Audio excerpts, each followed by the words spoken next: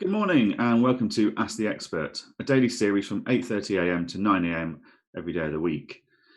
This series is designed to help small businesses to get their questions answered by experts throughout the week. If you want to ask any questions during the session, then please stick it in the comments box or hashtag QBATE on Twitter, and we'll get those answered for you as best we can. If you need any more advice during this after this session, then make sure you check out the QuickBooks Intuit Facebook group. So this is full of accountants and business experts that are in there 24/7 answering your questions. So it's a really useful resource to have. During the live session, we'll be running a poll. So please take part in the poll and we'll reveal the answers at the end. And I'll give you some thoughts from my side of what you guys are answering. My name's Johann Goree and I'm the Managing Director of JGBC. We're an accounting and bookkeeping firm based primarily in Scotland, but supporting clients throughout the UK. On Friday, I turned around to my team and I said, enjoy your weekend. It might be the last one we have for a while. The reason for this is we're about to go into potentially another lockdown. There's lots of new rules coming out from both the Scottish and the UK government about what businesses can be open, where and when. So it's really important as business owners, we all pay attention to the news for the next few days. On Friday, the UK announced various measures being imposed across the north part of England, where the pubs and restaurants must close by 10, and the numbers of people that can gather and socialise are being closely monitored. So as we go into a potential lockdown again, I think it's really important that we look at how we dealt with it last time and how we can deal with it this time and feel a bit more confident going forwards. Last time, lockdown came a bit out of the blue. No one was truly ready for it. But if the UK was to go into lockdown this time, I believe a lot of the businesses are in a better position now than they were then. Most businesses have learnt to pivot and change and offer their service in a different manner so they can continue trading in some form. The main issue, though, we're going to see at the moment is there's a lot of businesses that survived by being closed and just relying on government funding, which at the moment we have no inclination of any further funding being made available. So it's really important that every business looks at how they operate and tries to trade in a COVID-safe manner. Is there an opportunity for you to move your sales online? Can you start running a delivery service? Can you start restricting the number of customers in your shop so that you can be COVID safe? So it's really important to have that start thinking now about the potential impact we'd face if another lockdown was happening, rather than just putting our head in the sand and thinking it won't happen if I don't look. Another thing to start looking at is your cash flow for your business. If you didn't have any trade or your trade decreased considerably over the next couple of weeks and for a few weeks longer, how will that impact on your business's cash flow? What cost savings can you make now to cover you and buy you an extra few weeks into the future? All these conversations are ones I recommend you having with an accountant or a bookkeeper who will understand your business and can help you take a neutral look at your business and find cost savings for you. Sometimes it's really difficult for you to see the woods through the trees or the trees through the woods, whichever way that one goes, when you're so close to your business. And that's why it's really helpful to bring in someone neutral to look at your business and ask questions. They aren't criticising what you're doing. They're just trying to ask questions to gather information so they can work out if that's the right thing to be doing and if you can make any money savings there. So my whole team went and enjoyed their weekend. We're fully aware that this week and into next, we're going to be manning the phones and responding to emails day and night, trying to support our clients and anyone else that needs our support. So start planning now and don't ignore it. Next thing I want to cover today is over the weekend, lots of businesses started receiving letters from Hmrc. A couple of weeks ago, someone from the Hmrc announced that they believe there's a £35 billion worth of fraudulent claims for furlough or accidental claims. Since then, there's been a lot of media and public pressure for Hmrc to start taking action to retrieve some of this money. The way they're starting to do this is they're sending letters out to lots of businesses that claim furlough, and they're stating that you may, and it is very much a may, have overclaimed on your furlough. If this is true, then this is how to pay some of it back. There's no true science from what we've seen behind these letters. They are being sent out blanketly to random businesses who've claimed furlough, and it's HMRC's first kind of step to see if they can reclaim some of the money without taking too much effort and having to put too much resource into it. Since the announcement of the £35 billion worth of expected accidental claims and fraudulent claims was announced, £215 million has been repaid to HMRC in overclaimed furloughs from people volunteering that money and information. If you have overclaimed accidentally, then if you make the repayment now, there'll be no further action. So it's really worthwhile just double checking all your numbers and making sure you're confident that you've claimed accurately. If your accountant made a claim, it'd be worth just checking with them. Although we were confident we made all our claims accurately, we did have a quick look through on Friday just to redouble check all of our figures and make sure we were happy that we'd only claimed what we should have done, which we were. So when our clients have received these letters over the weekend, we were very confident to turn around to them and say, ignore it, don't worry about it. It's just a phishing exercise from HMRC. So if you do realise that you've overclaimed, then you just need to go to HMRC's website and look at the furlough support, and there'll be details there of how to repay some of that money to them, or how to notify them and set up a payment plan to repay the money gradually if you can't afford to repay it all today. The final part I want to talk about is a scheme that's been launched by HMRC. It was announced back in July, but there wasn't much detail until now. So the scheme's called the Kickstarter scheme. It's designed to get 16 to 24-year-olds into work because that's the generation that normally suffers the most when it comes to redundancies and a crash in the economy. Since the July announcement, which everyone was very positive about, we've now had a lot more details through about it. And there is a slight catch for small businesses. To take part in the scheme, you need to be able to offer 30 plus job roles, or you need to take part in a group or consortium of businesses that between them can offer 30 job roles. So as soon as small businesses saw that news last week, or the week before even, a lot of them just went, that's not for me, I can't do that. However, they've now launched a list on HMRC's website of the consortiums that are already established. So most business hubs and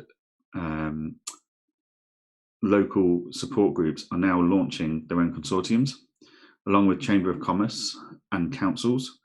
So a lot of the actual county councils have actually launched their own consortium. So there's a long list on their website of who you can contact to discuss about joining their consortium. And that is broken down by Scotland, Wales, and then county by county for England. So if that's something you're interested in still, and now you realise you can take part, even though you've only got 1 or 2 jobs to get involved with, then have a look at that website and get in touch with anyone that's offering the service that you feel you can work with so that you can take part and offer those jobs out. The Kickstarter's a really great way to help boost your business and to generate jobs for people that are in 16 to 24-year-old bracket. They've also got to be on universal credits and at high risk of long-term unemployment. But that's not an issue because the Department of Works and Pensions are working out who can and can't apply for the jobs, and they're passing the applications on to you as a business owner to then interview them, so that you know you're interviewing the right people and you're offering the job to the right person that suits your business but also meets the requirements of the grant aid. Each business owner, when you have take an employee through the Kickstarter role, will get £1,500 one-off grant towards the startup costs and the training of this person. And then the government will cover the 6-month contract of 25 hours a week, minimum wage. The government will pay that wage for you. If you want to pay them more money than minimum wage or give them more than 25 hours a week's wages, then that's fine, but that's at your cost, not the government's. There's also other requirements in that scheme, such as you've got to provide CV and interview training skills. So the person walks away with not only 6 months experience in a role that will help their CV, but also has walked away having learnt how to write a CV and sit an interview. There's lots of different ways you can do that. We are JGBC, who are setting up a consortium, are looking at bringing in an expert to do an online session to deliver that. Each consortium will deliver their own way of doing it, though. The other part of the Kickstarter program is that you've got to prove that by someone working with you, they're going to walk away with improved skills such as teamwork, communication, customer service, organisation, etc., which I believe most small businesses would be able to achieve that quite easily. They just need to have a think about how they word what they're doing with the job. So there's a really positive opportunity there for Kickstarter to create more work and to help give your business that boost it needs going out of lockdowns and into the new normal. So if you want to take part of that, just visit the Hmrc website and have a look at the the Kickstarter program, and there's a link there for the list of all the different consortiums you can help join. So let's get on with these questions that we've got coming in. So we've got first question today from Tim on Facebook Messenger. Hi, do you know any scheme to support businesses, employees, and the employees will be extended if another lockdown will happen? At the moment, Tim, the only financial support that we are aware of is available in England, and that is if you have a business property and you're forced to close because of lockdown, you'll be given £500 a week every 3 weeks to help cover your running costs.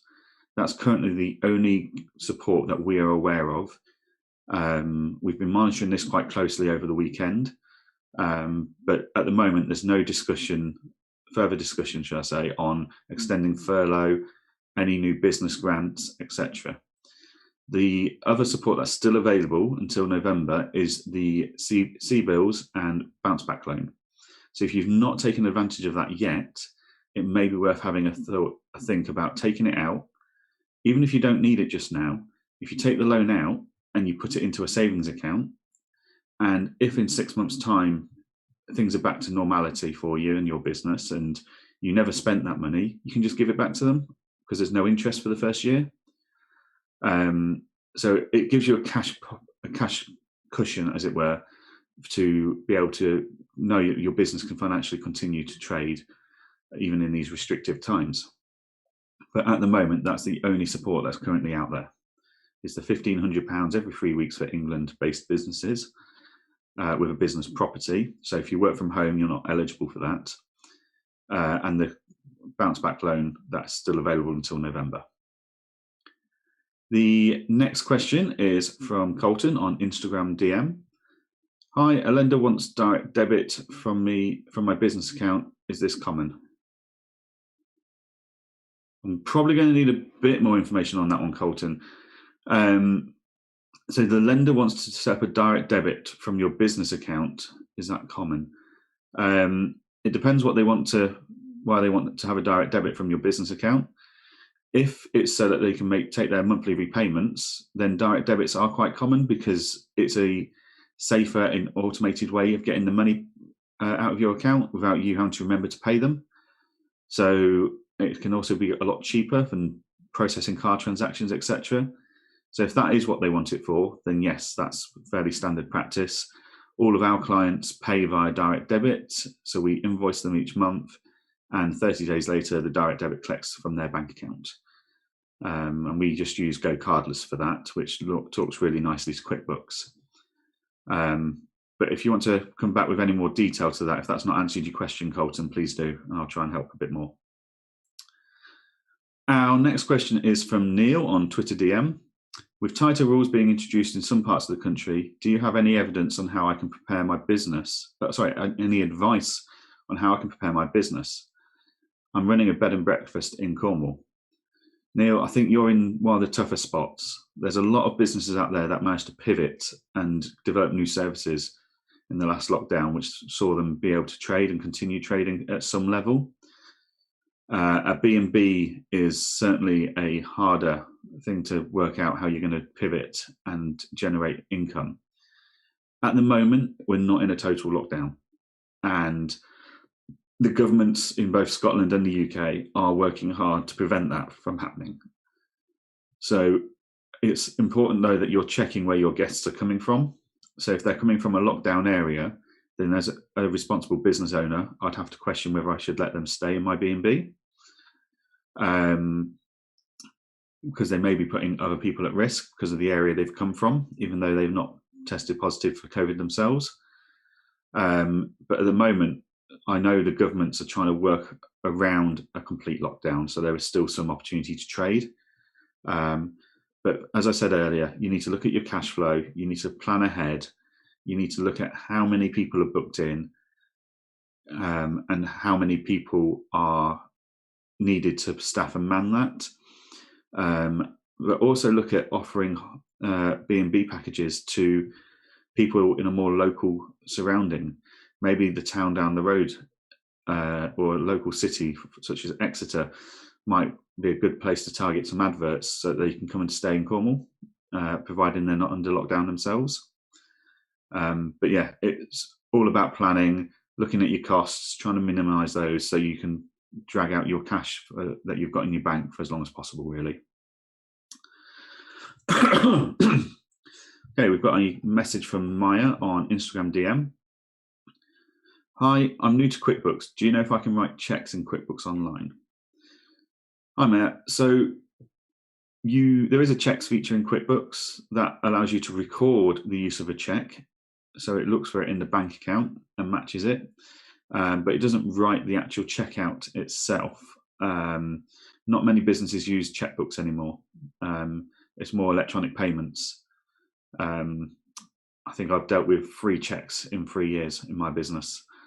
So QuickBooks, you can tell QuickBooks that you've written a check and tell it what bill you've paid with that check, and it will then look for it in the bank account to match it, but it won't write and issue checks for you, no.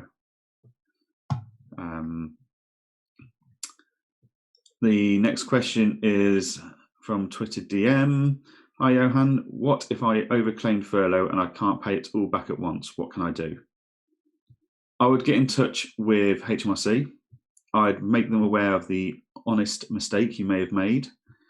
At the moment, that's what Hmrc are looking for, is just for people to come forward and go, hands up, I've made a mistake. And they will potentially look at setting up a payment plan. It will be down to decide. It will be down to which call handler you get as to what they offer you. But yeah, get in touch with Hmrc, explain the error, and if you can't afford to repay it just now, then make sure you offer them a payment plan. Even if it's a case of, I'll get back in touch with you in 4 weeks. Hmrc are being very understanding of the COVID situation. They understand cash is tight for everyone. So yeah, just be open and honest with them, and we'll see what they can do for you. But they have been very good with the way they're writing their letters, etc. They're not demanding money or anything like that. They just want to open that communication so they can track down where the money's gone. Right, our next question is from Olivia May on Facebook Messenger. The Kickstarter scheme sounds great. I might be interested in taking on 2 or 3 people. What do you know? Do you know how I can apply and what I need to provide? So at the moment, you can't apply for that Kickstarter scheme yourself because you're only offering 2 to 3 roles. You need to be able to apply through a consortium. So have a look at Hmrc's website for the list of consortiums in your area, and then approach them. What they will need from you to be able to make the application for the 30+ roles from everyone in the consortium is the job type, job description you're offering and how many jobs, an approximate start date of those job roles, and a description of how you're going to meet the Kickstarter requirements for each job role. So how is each job role going to be able to benefit from organisation skills, teamwork, etc. So at the moment, it's just needing basic details like that, and just getting in touch with a consortium and starting that working relationship with them so that they can go and start applying for these the funding for those roles. The way the government set it up is very much a case is that a consortium has to, or a larger employer for that matter, is having to deliver an application. So they apply for funding for these 30 roles. It goes to a panel, it gets signed off, and then you can start advertising the roles, etc. And it's after the panel signed it off, that's when you need a lot more detail for the question for the roles. So for now, just think about what roles you need. Can you guarantee 6 months work for them? And will they meet the objectives of the Kickstarter scheme with these roles? You've also got to be really careful that you're not taking on any extra staff, any staff that are replacing other staff you've already got. So these have to be genuine new job roles. So if you've made redundancies and then you're going to bring in Kickstarter scheme to replace them, that may cause some issues. We're still waiting for final details on that part, but we're expecting the first job Kickstarter scheme roles to start in November this year. So we've still got a bit of time to get it all set up and organised and get the final detail to us. But hopefully that helps. But ultimately, go onto Hmrc's website, look at Kickstarter, and look at the directory of consortiums for small businesses to act through, and then go from there. We have another question from Nick on Twitter DM. Good morning. I'm looking at changing who I do payroll with and looking at the offerings that QuickBooks have. What's involved in transferring payroll providers? Hi, Nick. So the transferring of a payroll provider should be fairly simple. I always advise you transfer at the end of a payroll period. So if you pay monthly on the 30th of the month, wait until the 1st of the next month to start your transfer, because that gives you a month to sort it all out. You'll need to take all the financial details of the pay to date from the current payroll software or provider and input them into the new QuickBooks payroll software that you're going to use. The QuickBooks payroll is fantastic. We have several clients on it, and it's very easy to use. And they've got a bit of a startup wizard, so it will take you through step by step what details you need. And you can step away from the process if you need to go and get more details to complete that step and then go back to it. It won't have lost the previous stuff you put in. So if you have a look at the startup wizard, and then it will tell you what details you need to take for every step, for every employee, and that will allow you to transfer over nice and easily. We have got a question from Joanna on Instagram. Is the Kickstarter scheme the same or similar to an apprenticeship? No, the Kickstarter scheme is very different. The Kickstarter scheme is just giving 16 to 24-year-olds experience in a job role. It's not an apprenticeship. They're not walking out of this with any qualifications. They're just walking out with experience and new knowledge that is gained from day-to-day work in the workplace. You could offer them a 6-month apprenticeship as part of the Kickstarter campaign. And there's training providers out there that are tailoring apprenticeships in IT, digital marketing, stuff like that, that they are confident they can deliver within a 6-month window, so that and they can use funding from their local government to be able to fund that, so it doesn't cost the employer anything. And then you'll be able to benefit from a qualification and the experience.